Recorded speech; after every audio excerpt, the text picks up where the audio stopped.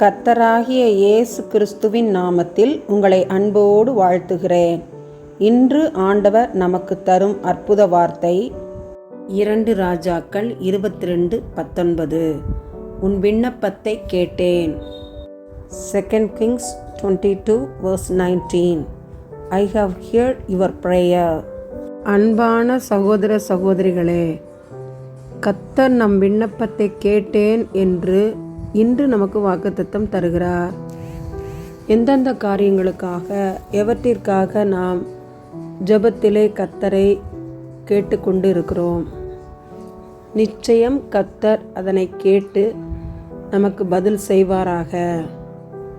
உலக காரியமோ ஆவிக்குரிய காரியமோ கர்த்தர் நம் ஜெபத்தை கேட்டார். கர்த்தருக்கு மனதார நன்றி செலுத்துவோம், துதி செலுத்துவோம், ஸ்தோத்திரங்களை ஏறெடுப்போம். ஆமன். விண்ணப்பத்தை கேட்பவரே, என் கண்ணீரை காண்பவரே, சுகம் தருபவரே, ஸ்தோத்திரம் ஏசையா. விண்ணப்பத்தை கேட்பவரே, என் கண்ணீரை காண்பவரே, சுகம் தருபவரே, ஸ்தோத்திரம் ஏசையா. விண்ணப்பத்தை கேட்கிறவரே, பரிசுத்த ஆவியானவரே, பரமபிதாவே, தர்மையான ஜெப நேரத்துக்காக ஸ்தோத்திரம். உடைய சமூகத்திலே எங்களை தாழ்த்தி ஒப்பு கொடுக்கிறோம். ஆன்லைன் மோசடிகளுக்காக ஜெபிக்கிறோம்.